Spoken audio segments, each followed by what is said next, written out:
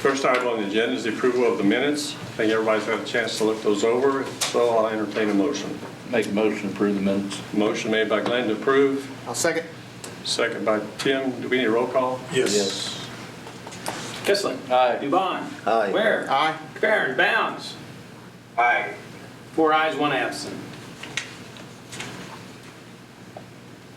I make a motion to approve the claims as well, Mayor. Okay. Second.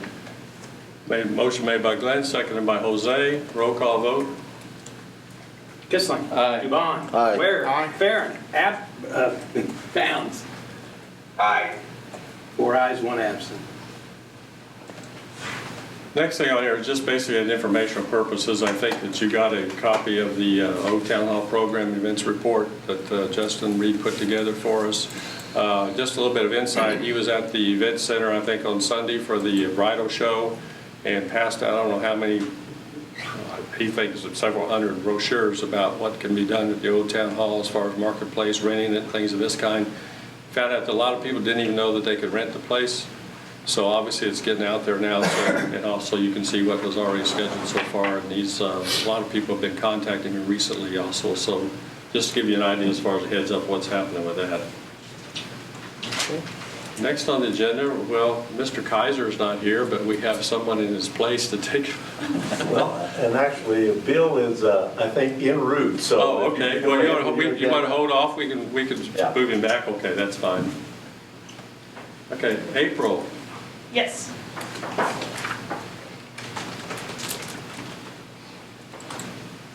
I just have a new Title VI plan. Did you guys receive it? I didn't, yes. Do you have any questions? Just needs to be approved, adopted, I think is the word that.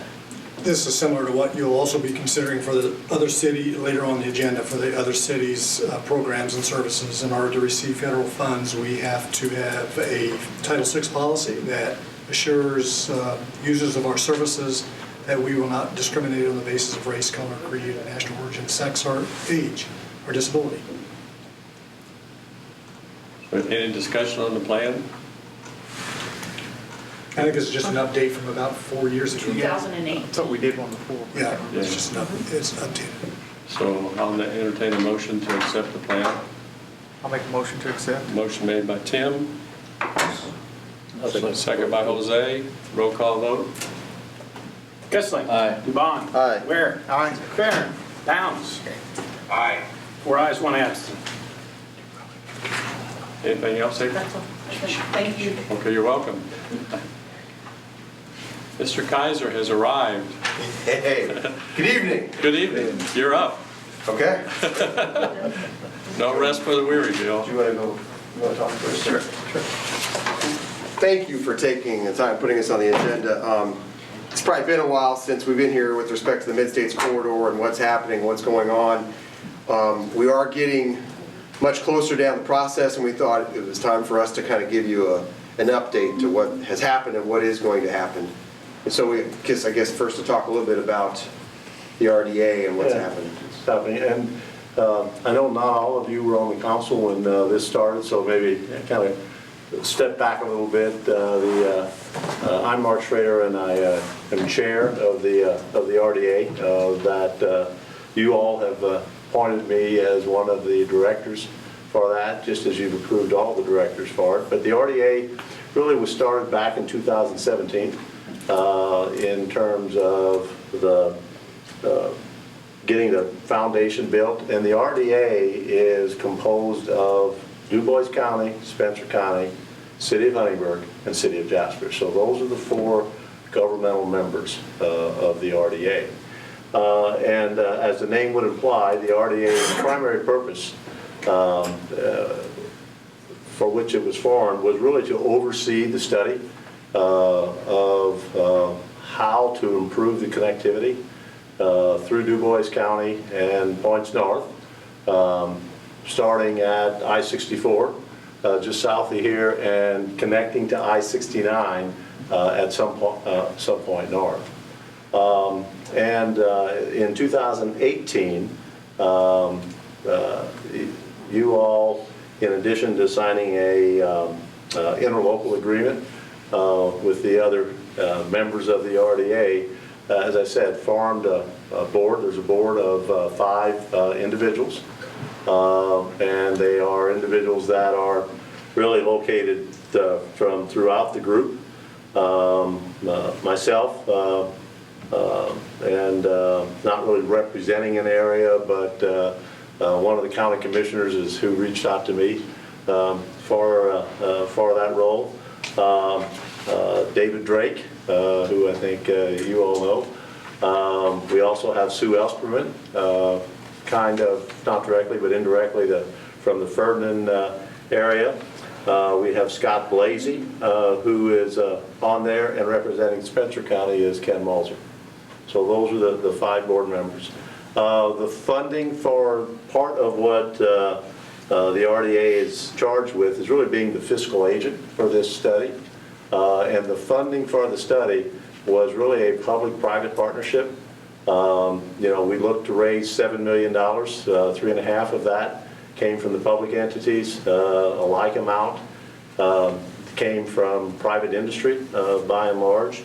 The funding breakdown on that, $1,750,000 came from Du Bois County, $1,004,000 from the city of Jasper, and thanks to all of you, $350,000 from you. We have collected all the pledges, so the money is in the coffers at this point. I'll let Bill talk a little bit more about the timing of the study, Bill, when it was started, how it was started, and kind of where we go from there. So after 2018, the way the process works is that we entered into a memorandum of agreement with Indiana Department of Transportation, the first of its kind, that an RDA undertook an infrastructure study project. So that memorandum led to our funding INDOT going out and letting a process by which the study held and got a contractor. So in that contractor process, a year later, that was Lockmuller Group out of Evansville. They are performing the current EIS Tier 1 study program, which is a federal NEPA study. It's the same kind of study when they build I-69. So if you're going to have federal funds in this project now, just so you know that there has not been a study like this since I-69. So, I mean, this is a pretty major addition. This is why it's taken a long time. There's got to follow these processes, and it costs $6.5 million. That is the entree to do the traffic and logistics questions, to figure out what the corridor is like, what's going to happen, what's it going to look like, and to get federal funding to build or rebuild a roadway or corridor on the direction that Mark talked. So we are right on the verge, and so what we wanted to do was just kind of now bring you up to speed on some of the other pieces. Let's see if I got it. And so instead of being too fancy, we just made a little handout. Just as easy, we can read it better. Just as easy, you can read it better maybe. Jeff will have to send you an email. We can hold it up for We you. can hold it up for him, that's right. See it, Jeff? Yeah. And if I'd known you'd been online, I would have emailed it to you, and I apologize. You got a copy. I do. So just to lead through with you a little bit, to Mark's piece, the first page is really, about the study, the funding, the $7 million. Mark said we've collected all the money.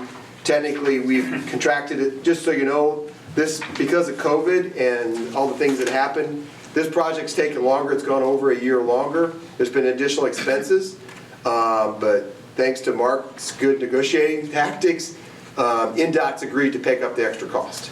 So, which is one of the things we didn't want to do, is come back to our funding partners to ask, because of things outside of their control, and INDOT said we understand, and they have picked up the extra cost. They've committed to that piece, which is going to be significant under the circumstances. If you turn the page, there's a slide here just shows you in the process, when we first started this, there were 28 different alternatives, 10 different routes.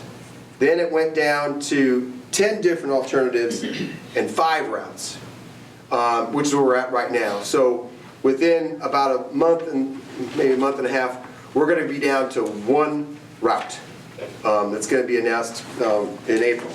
So if you look at the next page, we've got preliminary alternatives carried forward. It's got some colors there. You can see the 5 routes and the alternatives. The red route going to the west The yellow route coming around the west side of Huntingburg and Jasper and going west up to 69. The blue route, which goes up along 50. The purple route, which goes along 56. And then the green route, which basically follows 231 right up the middle. Those are the 5 routes that are currently being studied, and one of those routes will be a recommended route that'll be coming to us.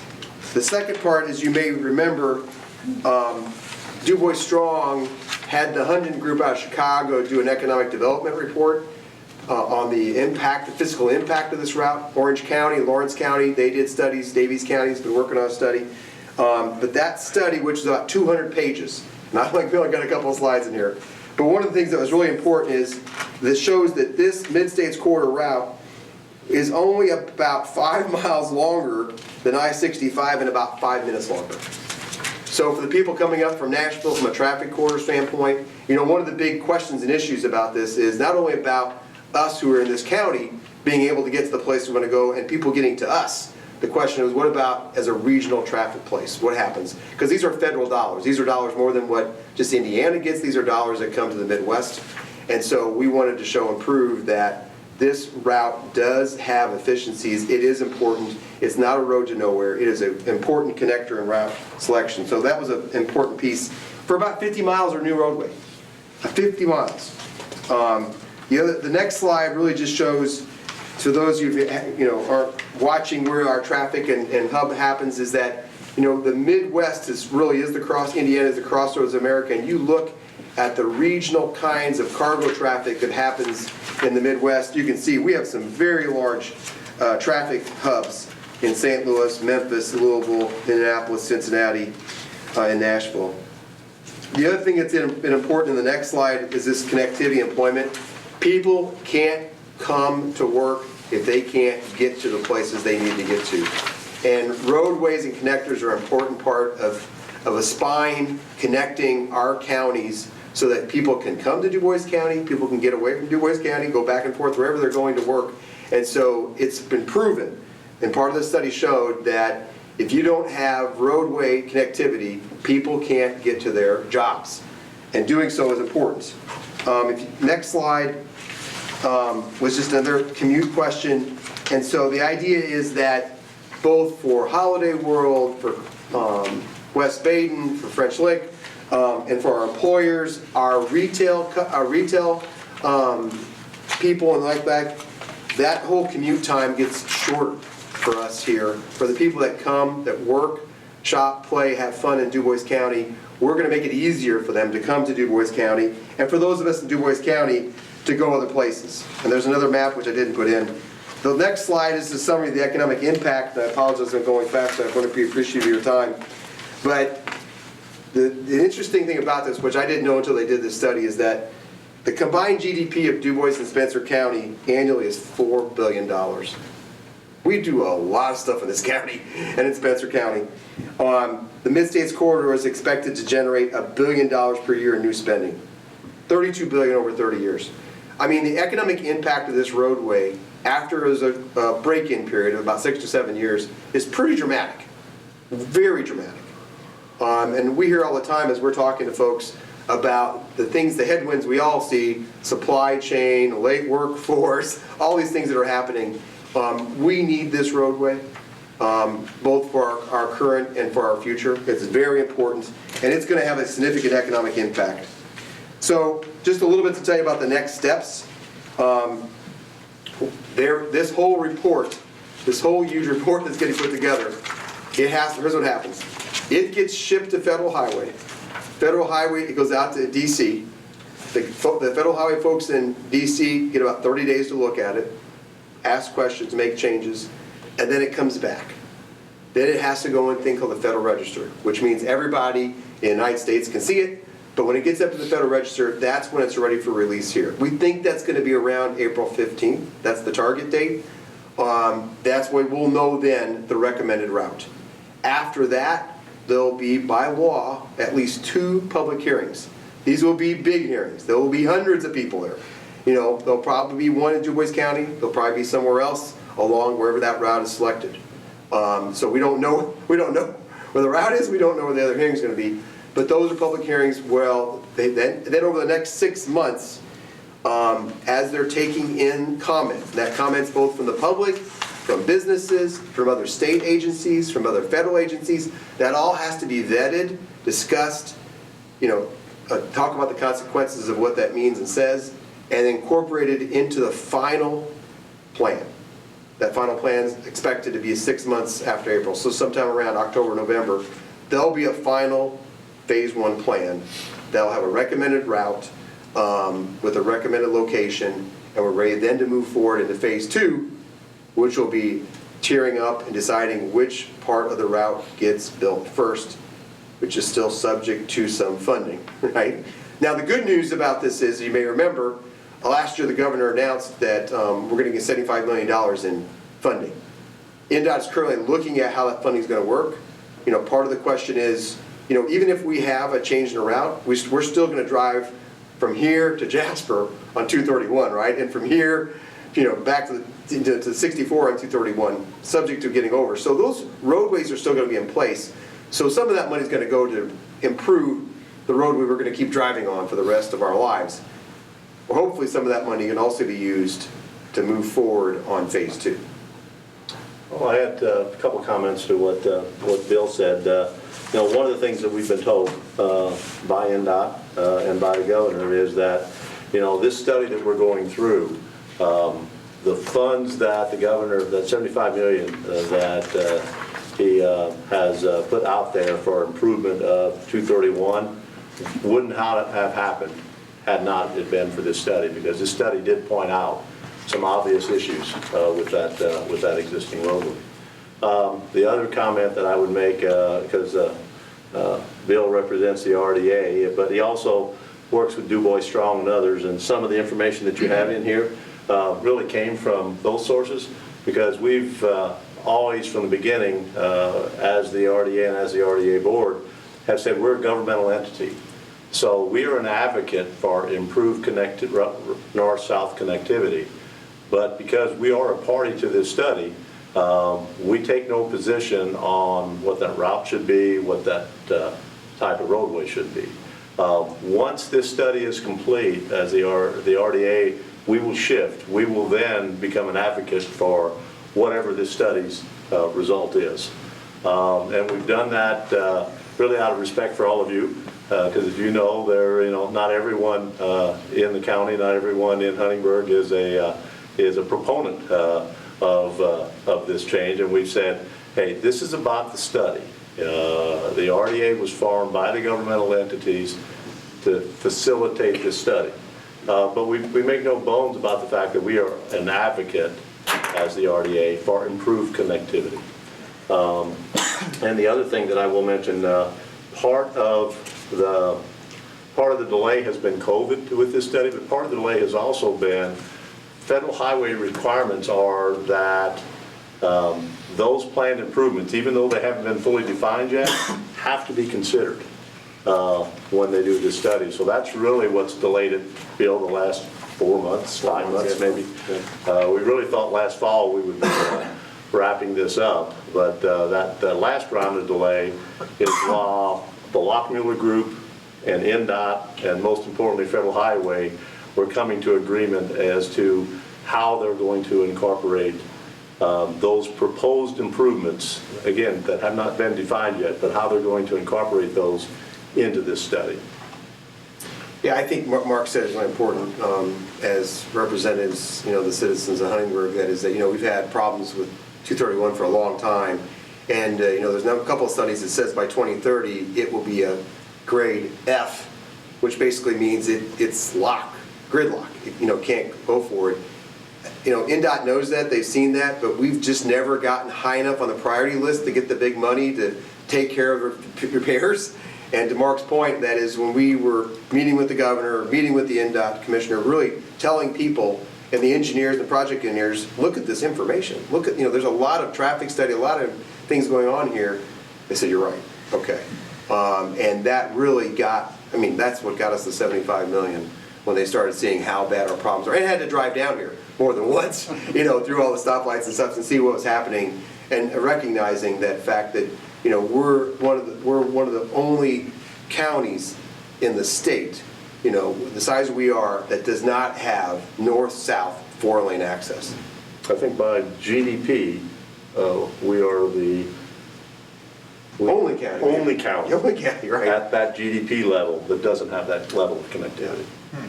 And so it woke their eyes up too, and the folks of the IEDC and other folks that are saying, wow, you're down there, we don't, in the middle of nowhere, and we don't think about you, and we're not driving through because we're not going to Evansville, we're not going to Louisville. And anyway, so I think that, we always do, we kind of make sure that we're going to do what we have to get things fixed. We can't build the road on our own, otherwise we probably would have. Somebody would have thought about that. So, but we have to have NDOT's partnership, and I think truly we do have NDOT's partnership in moving this forward in a way that, we have probably the best opportunity we've ever had, given the things that we did with this RDA, the things that we did with this study, and the folks that are supporting us. So we have very good representation, both at the General Assembly and federally, and locally, support not only of our government organizations, city councils and county councils, but also private business, who are equal partners to this, put the money in, and who have continued to fund other activities, that maybe necessarily the county council and city council didn't want to fund, but private business to lobby and do some things that's outside of our purview, but to keep the pressure on our public officials, at the General Assembly and at NDOT, to make sure they're aware that this project is very important, and that's part of what it takes to get a project like this done. Yeah, NDOT is, it spoke volumes to NDOT clearly, that when the local governmental entities and local industry went together, because, NDOT had, that's my understanding, I wasn't at the meeting, but NDOT had basically said, hey, this study needs to happen, but all the money is spoken for, so if it happens, it'll be several years down the road, and if you want this study, there's an RDA approach, you'll have to pay for it. Well, they're pointing to this partnership as the way they would like to see things happen in the future. So they're, as Bill said, they're very interested, very committed to this process. So, as evidenced by the fact that when I suggested to them that, hey, it's really beyond our control, the delays of COVID, and certainly the extra time and effort to incorporate the, we're appreciative of the governor's $75 million, but, we have limited funds, and they very quickly said, we'll cover it. We'll take it from here. So if there's any questions, Mayor or council members, that we can answer, we're happy to. So in April, they're going to release possibly the route, or they're going to release what type of road as well? They will not release the type of the road. And one of the things that early on was said is that, which is a kind of a nuance of how this works, that is, if you decide the road type, then you are deciding the cost.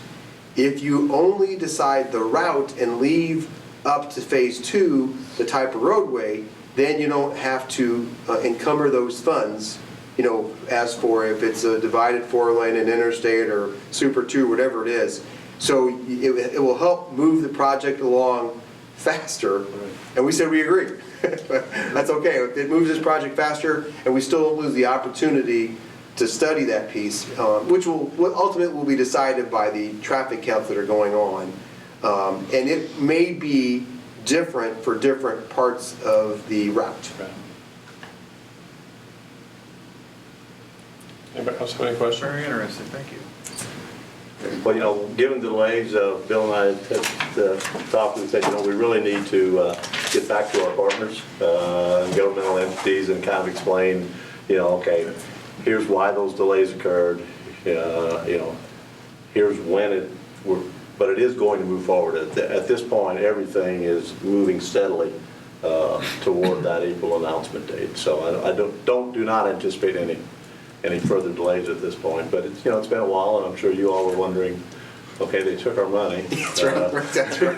What's really going on? What do we have to show for it? So, Where's the top? the report is coming. Yeah. If I remember right, when this is proposed and the federal gets it approved, then it gets the federal ID or the federal number, which in turn moves it up the list as well. Is that correct? Well, it will move up the list. The difficulty is that our problem is that the bigger projects that are going on, like putting a bridge over the Ohio River, putting another lane on 65, putting a lane on 70, those are higher traffic count, where there's 40 or 60,000 cars, across that. Those are billion or billion plus projects.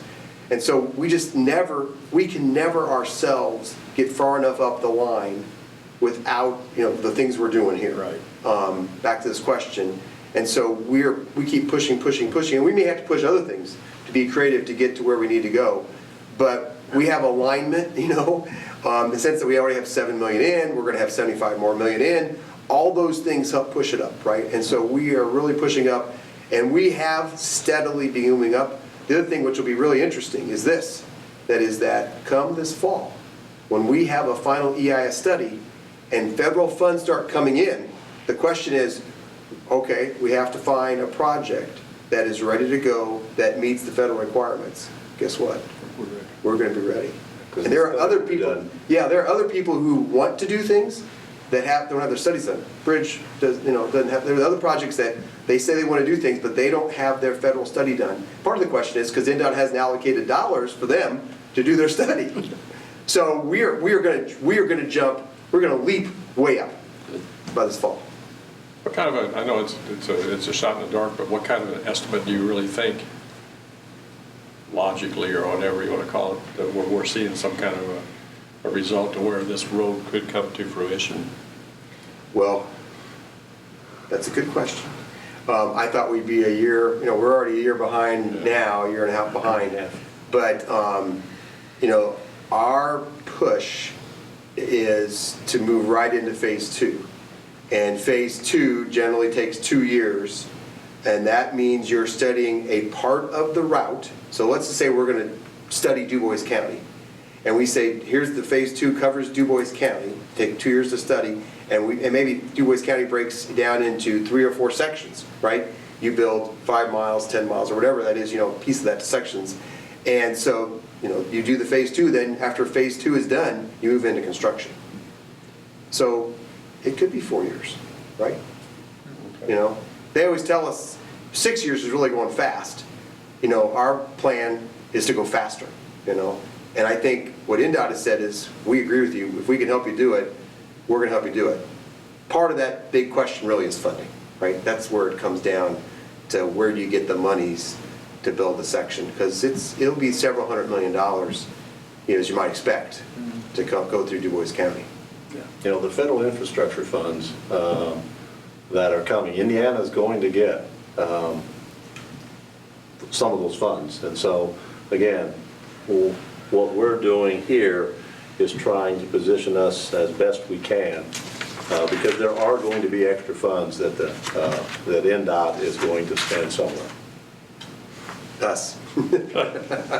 We keep saying us. Eventually. Yeah, that's why we keep showing up, on the doorstep of NDOT into the General Assembly. I mean, we've made lots of trips up there to talk to, our elected state officials, back and appointed state officials to talk and walk. That we have regular conversations. The project managers are now coming down to Du Bois County at least once a month, sometimes twice a month, to talk to us about things. And so we are having as much conversation as we've ever had with NDOT about this project and with our government officials. So, and now with you, with all of you. So. I got a question for you. Yes. After they come back finalized, you have your public hearings, and then after your public hearings, would these people be able to alter the path or with their comments or something like that? Is it locked in, or how does that work? By federal highway requirements, as Bill said, there'll be 2 public hearings. Everyone will have a chance to voice their opinion, so they will be long public hearings. It's open mic. And as well as obviously submit things through the website and others. All of those things do still have to then be considered and looked back at on this study. And again, they're estimating that's probably a 6-month time frame to go through that process. Okay. I was curious. Think about this though, Tim. I'll say that, our conversations with NDOT said, hey, look, as we're taking all this information in, NDOT says we don't purposely want to go through the middle of somebody's house or a business. We're trying to avoid those questions. That's why this initial part is pretty broad, right? Before you started getting down and getting down and getting down. And the second part of that question is that just because somebody says I'm against it, Right. doesn't mean, they take that. But if somebody has legitimate issues that says, hey, look, this is going to impact this, or going to change this, have you thought about this? NDOT has to take that into consideration, as will other state agencies who have information that says, hey, look, this is going to cause a harm, or you need to affect this, or have you addressed this question? There's a cemetery, all those kinds of questions that could be in the path. That roadway will have to be in some ways, Okay. mitigated or talked about. So, Gotcha. yeah, so there will be things, we expect there will be things that'll be discussed, to be addressed and looked at in order to make sure they're, again, doing the right thing. But this is still the path. It's only when you get to phase 2, tier 2, that you're really down about, hey, it's within this 300 feet. Right now we're down to 300 feet. We're within the range of what's going to happen, and start steering what happens. Gotcha. All right, thank you. Good information. Anything else, anybody? Mr. Bound? Thank you very much. Jeff, you have anything? Only that if it's possible for Bill for you to leave one of those reports there, and maybe Mayor Swinghammer could put it in my mailbox for pickup Yeah, later. absolutely. Happy to do it, Jeff. For a nominal fee, Jeff. That's right. Delivery fee, right? Delivery fee. Yeah, that's right. So, well, thank you all. We appreciate Well, you thank you giving for us time coming. I appreciate this it. evening, and appreciate your initial assistance in funding the study, because, and I think some of you have told some of your constituents that, right or wrong, you can be for it or against it, but we can only gain by having a study that tells us, what, after the professionals have done an in-depth analysis, what comes out of that. So, We will probably be coming back soon also, because we will be reappointing this year our members, council members, and as a founding member, as a part of the member organization, you'll have a right to vote on that piece. So at some point in your future, we'll coming back. We'll get with Phil and make sure he sees the stuff and do that. So Sounds good. okay, thank you. Thanks for Thank you. coming. Yes, thank you. Thank you, guys.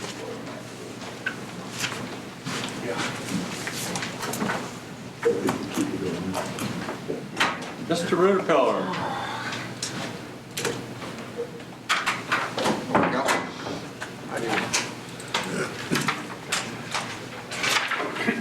Start off with the gas department. Put another 3 services in this month, got 8 on file. Some of the crews, they finished their online testing, which is required every 3 years. And then once they do their testing, then our crew chief has to go out in the field, evaluate them, and document it. If they do get audited, they'll look at it and make sure that we went on the field and make sure they're doing what's required. And the other crew members are starting their annual atmospheric corrosion inspection, which is required. Check the meters out for any abnormal conditions that might lead to a leak. They fix it right away if they can. And then I did get a quote.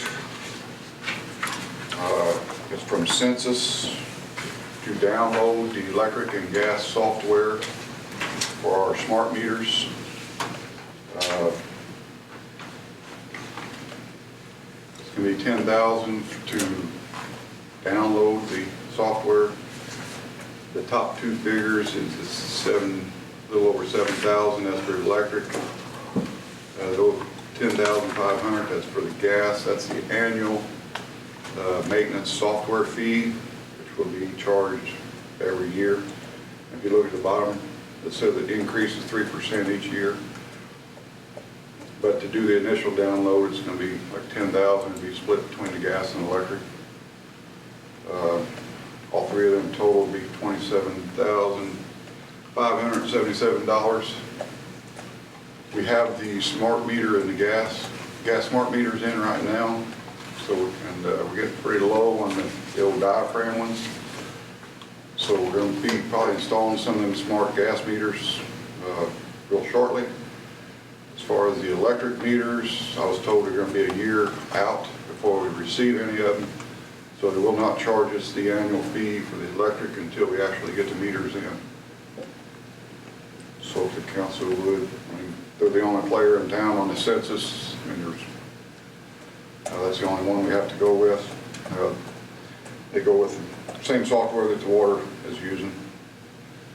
So that's the only compatible Yeah. compatible service. Yeah.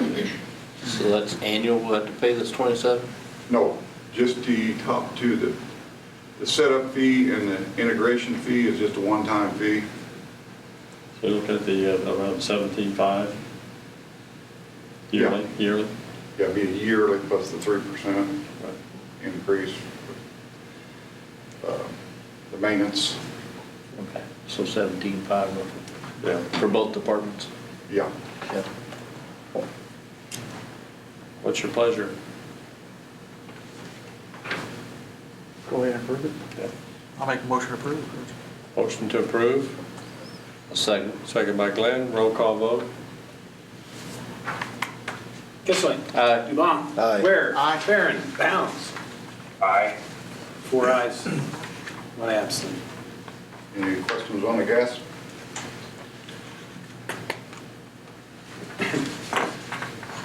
Moving on to the electric, the crew's been working on County Road 200, close to where it intersects with County Road 1100. They replaced some poles out there. They're kind of rebuilding that line. And they did cut some trees. We were going to trim them. We talked to the resident. They said go ahead and take them down, so we took them all the way down to the ground to prevent any further tree trimming. And we did complete the transition of switching the street department from the you boys REC to the Huntingburg electric system. That was done. Went real smooth. And then we did replace some LED lights in the EMA room and a spare room, which they had the old time lights in there. It took a long time to get to the full brightness. So we went ahead and switched all them out. And then we need to, like to discuss with the council, there's a customer building a new house out toward St. Henry. I do have a couple of pictures. I'm sure everybody's familiar with Huntingburg Conservation Road.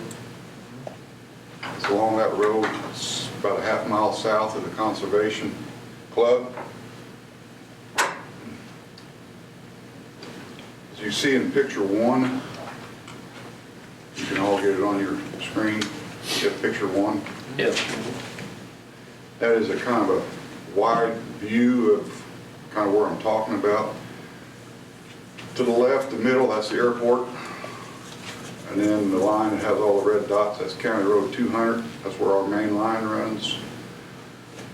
And if you swing over to the right, and where it says number 1, that little area says number 1, that's where the new home is being built.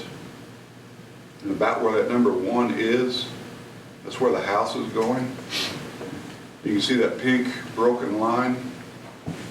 That is the REC Huntingburg Electric Territory line, which is about 400 feet from the center line of County Road 100, which is the country club, or the Conservation Road. Then we going down County Road 200 where the Stoneworks facility is that does the countertops. Precision. We serve all the way down that road to where it tees into the Conservation Road, and then that's where we stop. As you can see where that broken pink line is. That's the, and you go to picture 2, it's kind of a blown up of the area I'm talking about. It's about 3,200 feet. We would have to run our electric line. I do have an estimate on what that will be. It's going to be, and that's barring we don't run into any complications. It'll be about 29,000. And if you look where 1.7 is, it's that county road where we serve. Does everybody see that? There's a patch of woods there. We had an overhead line there. about 2 years, usually when storms come through, there's a lot of trees, took the lines down, broke poles. So we decided to put that underground 2 years ago. We run into solid rock. Toward the end, we couldn't bore. Eventually we had to get Love Excavating, being a big trackle out, put a jackhammer on it. We had to jackhammer that solid rock out. So where that little patch of woods is, so we get to the end of our line, to that T road, where it tees into County Road 100. I kind of look for it to be real rocky there, so that would incur more expenses. And then plus, down at County Road 100, which is the Conservation Road, Vectren has a high voltage line running down the same side of the road, which they probably have an easement. So to run up along that county road, we'd probably have to stay on the county right-of-way, county highway right-of-way, which is a bank, so that would have to be bored. Then where the road we serve, where it tees into the County Road 100, we'd have to put a splice box there. So there'd be a splice box kind of sitting in that corner where the intersection is, and a splice box up to where we turn to go down our driveway. It'd kind of be sitting out there in the open. You know, out in that area, you have a lot of farm equipment going up and down them roads. So it'd be kind of dangerous if a piece of farm equipment would hit that junction box. That'd be kind of a danger. We did meet REC out there a couple of weeks ago, discussed it. They have a line right across going down that county road. They said they would have no problem. They wouldn't have no problem serving it if we didn't want to. The only thing they request is we move the territory line. Bill, I don't know how much it would cost to, or what's... It's a process we have to go through with the Indiana Utility Regulatory Commission. It's preparing maps and filing petitions and preparing agreements between us and REC. Last time we did it, I don't know what the cost was, a couple $1,000. I think, did we switch territories when we took over the street department? Right. And they incurred that cost. Yeah, they incurred some of it, yeah. Some of it. So how much line are you talking forfeiting to them? Pardon? How much line would you be giving up if we do this? We were kind of talking that, where that big number 1 is, they own that whole sort of block, except that house and that little woods where 1.6 and 1.7 is. If you move that broken pink line just straight down along the county road, and then 1.6 and 1.7 you'd have to, because that's our customer there, 1.6 Okay. customer there. That's where the green is where you buried it. Green line, in front of the 1.6, 1.7? Yeah, that's where we buried it. So if we run into problems with the rock, this cost maybe over $35,000. Yeah, we'd never recoup that, would we? We'd never recoup any of that, would we? Nope, and we kind of discussed it with the guy that built the house, so he went to REC and said, well, we're just right there at the road, so it wouldn't be no problem for them to jump across the road and just trench down the lane. But that broken pink line is 400 feet from the county road, but he's building about where that, I got the footage. It's a blue dot about where he wants his house. The what? There's a blue dot in that 1.3 section. Is that where the house is going? Up in the one, No, the number 1 where I got the the 3,200 foot. big Okay. 40 acres. Big number 1. All right. Yeah, big number 1. All right. He's building about right in there. So it's not possible to run a line, to extend the line along that county road on the south side of that track and then up the county road on the east side? I mean across, No, is that a county road on the south side of that track number 1, boring on 1.6, 1.7? Yeah. yeah, that's county road. And so you can't extend an overhead line along there and then go up the north-south road on the east side there? I know that's outside our territory, but you can construct outside, you just can't serve outside. Yeah. I just hate to give up territory to Yeah. REC, and, because they don't like giving up. They won't, they'll fight you on it every time you annex something.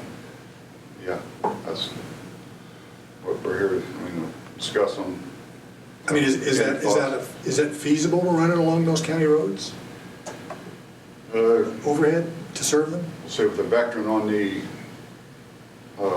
west side of the road, we wouldn't be able to build anything, because I'm sure they got an easement there. That's that big high voltage line. Would the veteran wouldn't let you attach to those poles? No, Okay. not them.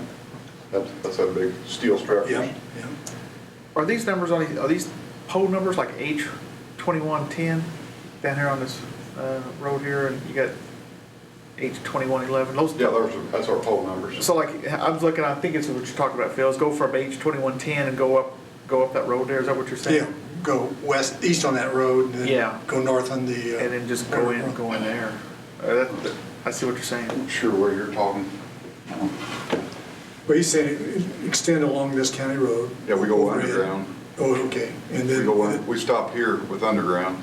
And could you bring it up overhead and bring it up overhead over? And Say REC's on the east side, the veterans on the west side. does this guy own this property? Yeah. Get an easement from him across this field. He wants this service. Yeah. Like I said, it's up for discussion. Like I said, I didn't, Yeah, how much would that cost? if you would want the poles in the field. So is that a county road from that from pole 2110? Is that a county road going up to his location? You've come from the east into him. I think what Phil's saying is go west from, right, Phil? Well, no, So in other words, you're talking. Okay. I was gonna say follow that orange line. Here's your 2110. Phil's talking about running to here, right? Okay, that's a ditch. Yeah, no, I was talking about running along the county road on the south side of that Talking about property. Coming up here, Which is and go what overhead. 2110 is, right? Yeah, and we're already here, somewhere over This here is a underground. current line or is this new line? We're already there. Yeah, That's proposed. I That's got proposed. printed it up. We stopped here. We stop here. So we're underground right up to here. That's where we're stopped underground right there. He stops right And this there. is, there's a big ditch right here. Right. This is And ditch Phil right asked, he owns this property? And So, I don't know if we can get Except easement with this this little guy. part right here, but he hell, owns. you could overhead there, All that. or you could overhead along here. And So he owns this property, we can get an easement from him.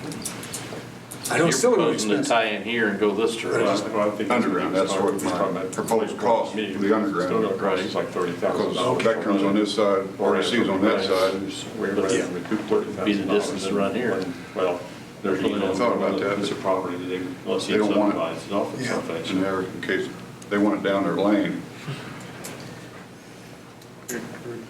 I sort of agree with Phil, you give that up and then you got future business or future residents come along with a build and you lost those as well. Yeah. Glenn brings up a good point, is it feasible to follow that ditch line? Yeah, we brought that up, but I know he doesn't want it, but that's what I'm he saying. wants electricity. Yeah. Or he could pay the difference to bury it. Well, as an example, my daughter's building a house out in Lake Elmer, they're gonna cost several $1,000s to get electric to them, so part of the expense could be the property owner. Yeah, so that's why we wanted to bring it up. Yeah. Discuss it. What you all thought. Next meeting. And right now, he's not offering anything to help with expenses? He's kind of balking at the cost because Sure. he said, well, always, they can run it Yeah. because they're just right there at the road. Well, there is a process for a property owner to petition the IURC, let him do the work. If he wants it, let him do it. I don't think the city should be out Right, I agree. giving up territory, paying me to do all the work, Right. and then giving up territory on top of it. So Okay.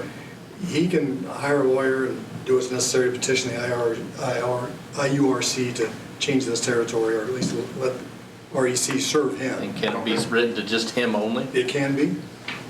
I agree, it's not worth the $26,000 expense to Yeah. get one customer, but I also agree with Phil, it's not worth our expense to get him. He should have to be liable for that cost anyway. Yeah, so I say I want to bring it up for discussion. And See what the, you never know if that property could develop in the future into residential lots. You don't want to give up the whole, You don't want to give up that the whole whole. 40-acre tract or wherever that is.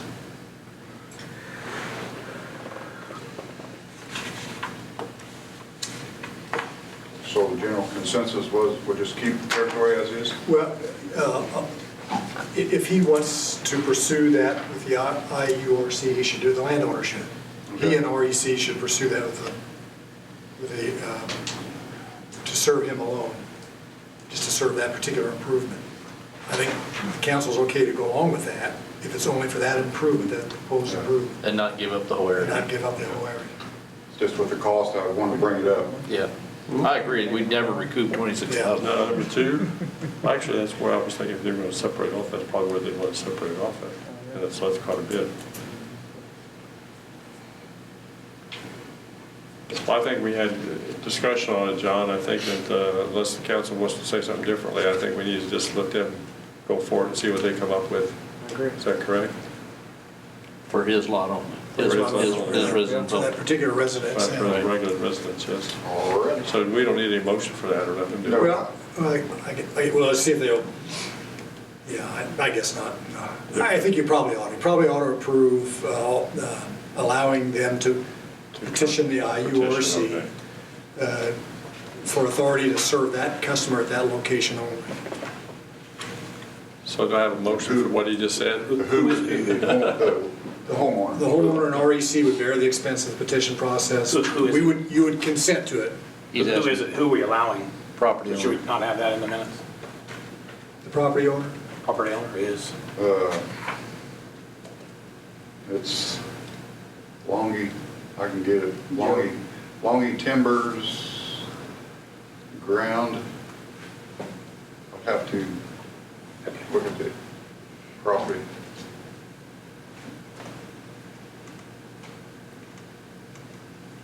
So do we need to pass the motion subject to that or just getting the actual name? I can get it. Yeah, we would get the name. So we just go ahead and, Yeah. okay, file the motion, okay.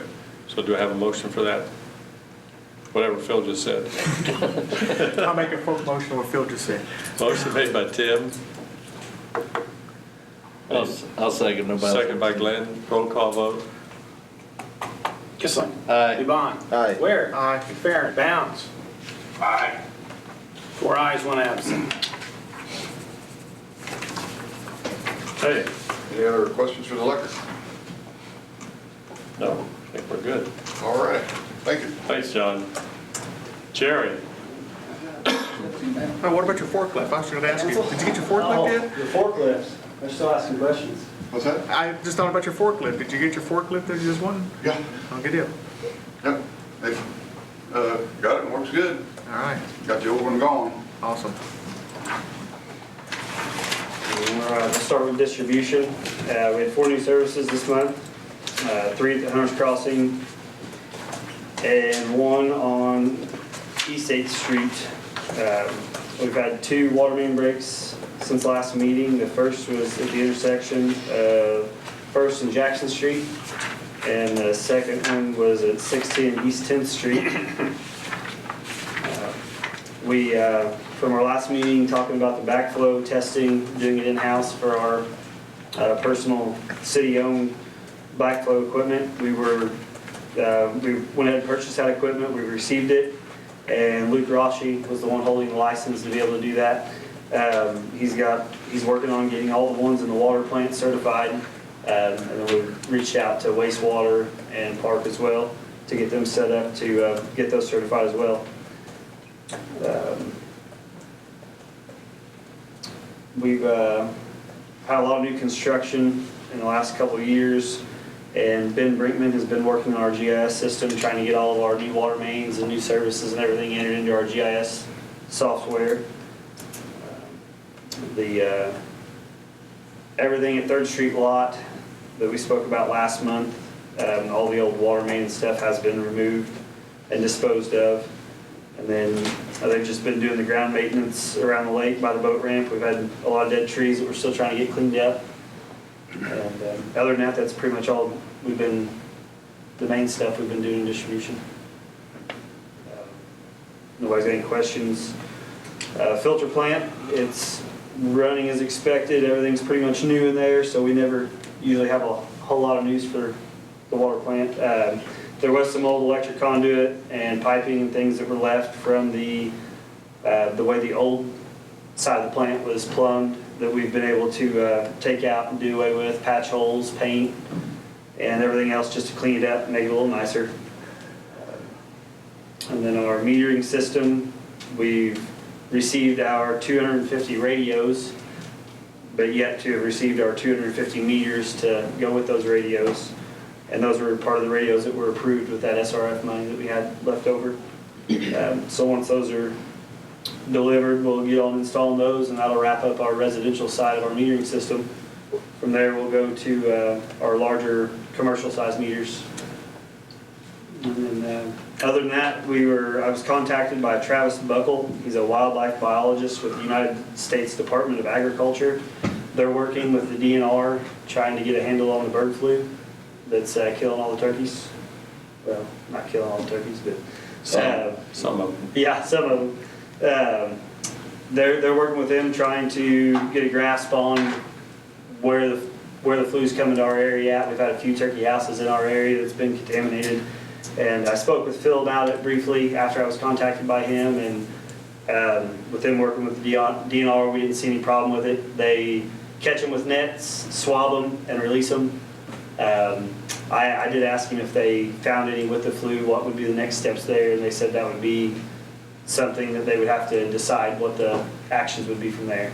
So all the traps that they use are netted traps, and they are put in locations to where they can't be got into by the public.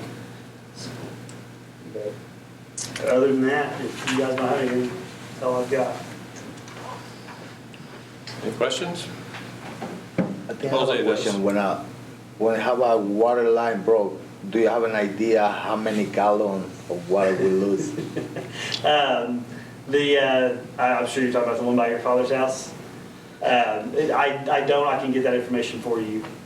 That's something that we don't normally. We track it over a year's time, unless it's something really large and really noticeable. We don't track that at the time of the leak.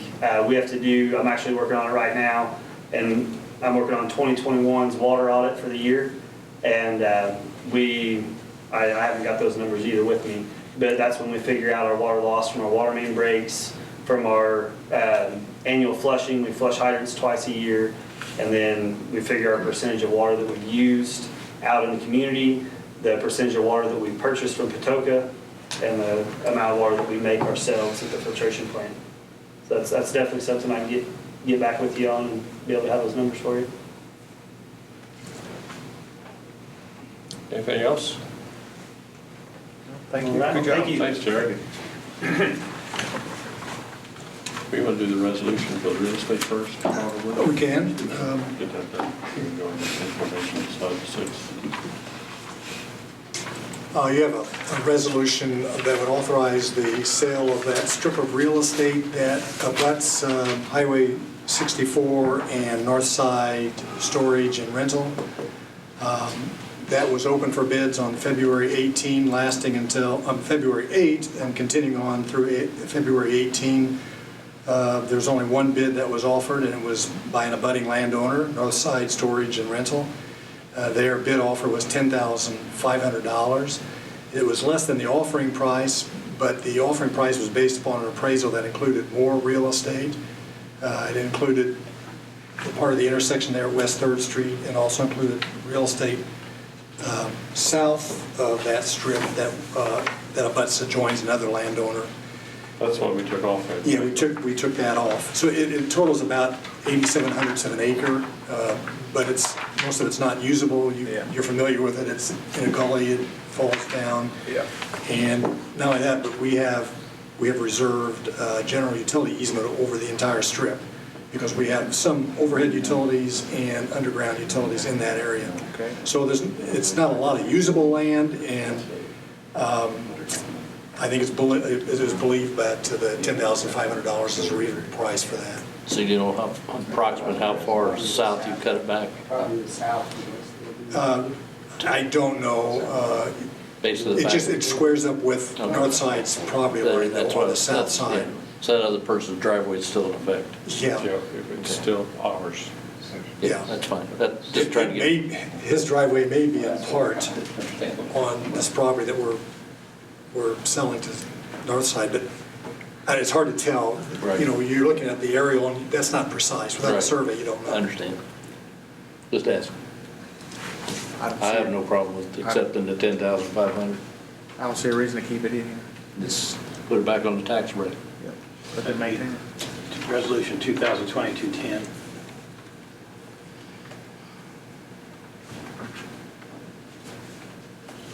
It's just a resolution. You can adopt it. We can adopt it tonight, right?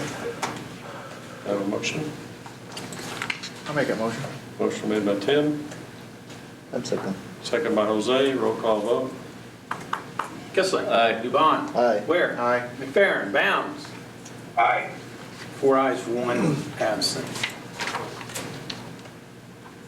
And now we get into Title VI. So you also have in your board pack a Title VI implementation and policy for non-discrimination.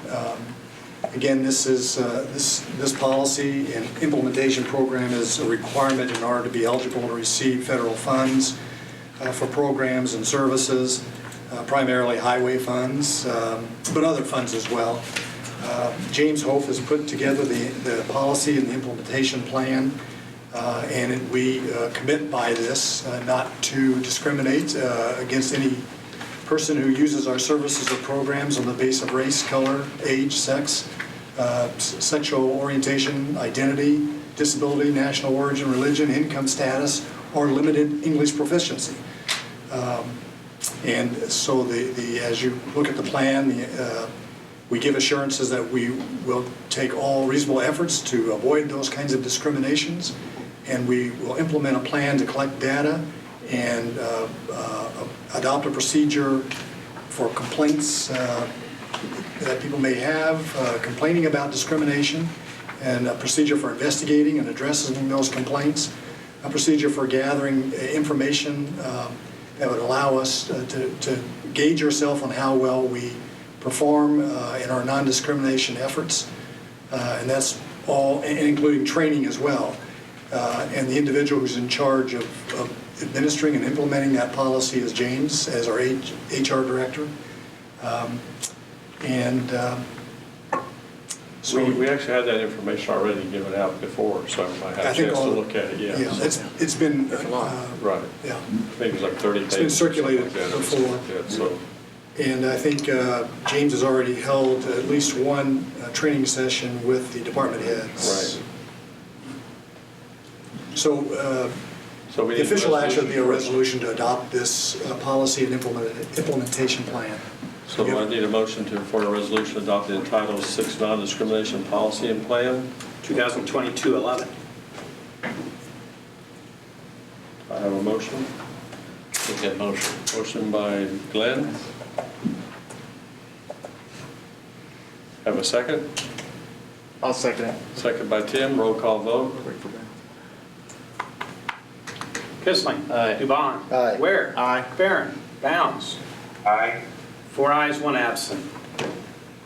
Then we need an actual motion to accept the plan. No, it's just a resolution, no, the resolution was accepts part the of that. plan Okay. and, yeah. So it's all the policy. together. It's all together. Okay, good.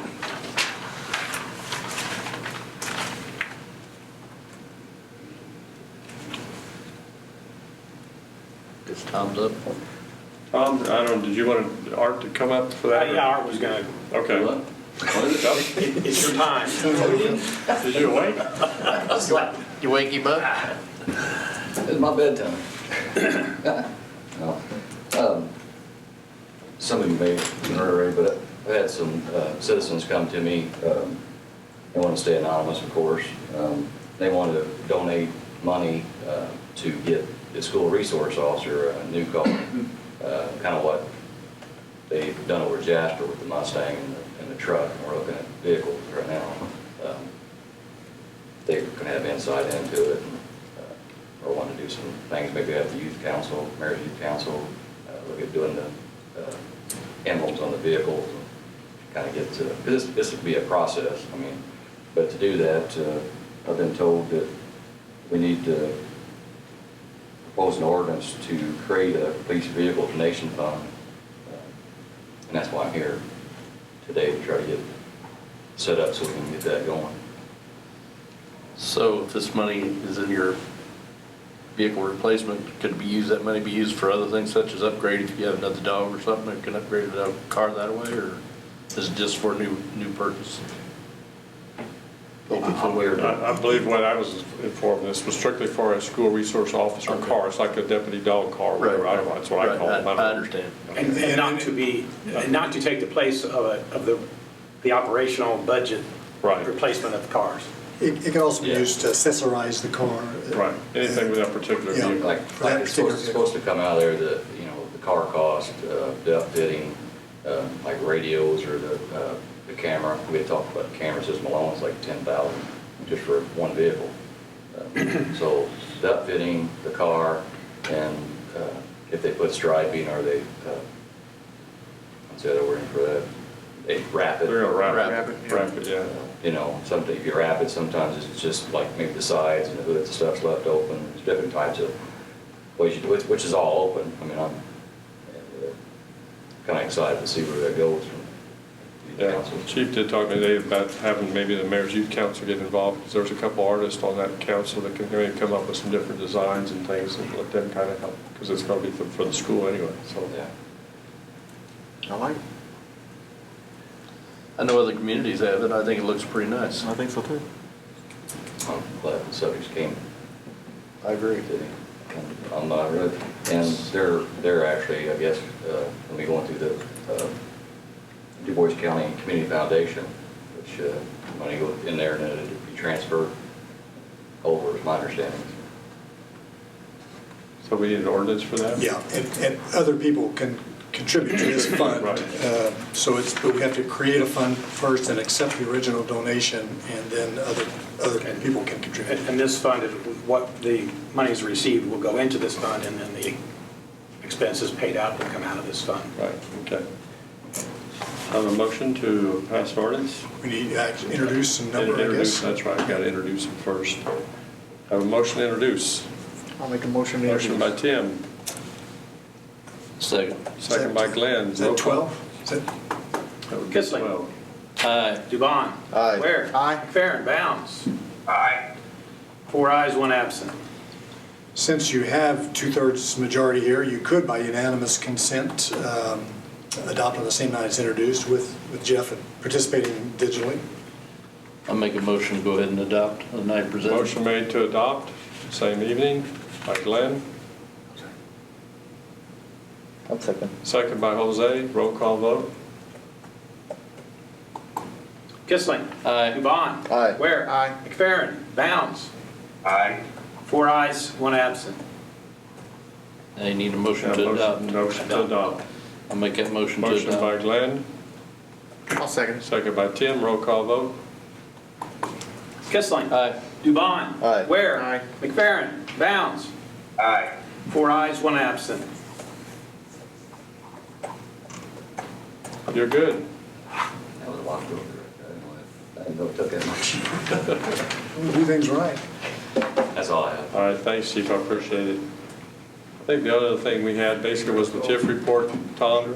Yeah, every year I'm required to, or the redevelopment commission is required to put out a letter to the executive fiscal body, the redevelopment authority, and then on to the DLGF. And I prepared that letter for the redevelopment commission. It just shows the qualified officers of the redevelopment commission and the authority, and then any compensation. It gives a brief history background of each TIF that we have, any bonds, the bond payments and the bond balances as of the end of 2021. And then there's an accounting of all the receipts and the disbursements and what they were generally used for. So, and then There's also a section that lists all the parcels within each TIF. So I have it there, I'm presenting it to you, so if you have any questions, Call him later. yeah. Is it in our packet or? It should be. Yeah, it's like the third one from the bottom. Well, okay. It's in there. Yeah, it's in their packet. You don't have to approve it or anything, it's just. No, it's just I have to- for information Yeah, okay. purposes. It's called the TIF report official, okay. Yeah. Right. I see it. Any questions this evening on it? Hearing none. Good. Any other council items? Any other items from the citizens in the general public? Anybody? Motion to adjourn? Motion by Tim to adjourn. I'll second. Second by Glenn. Roll call. Kissling. Aye. Yvonne. Aye. Ware. Aye. Barron. Bounds. Aye. 4 ayes, 1 absent. Thanks, everybody. Appreciate it. Good job.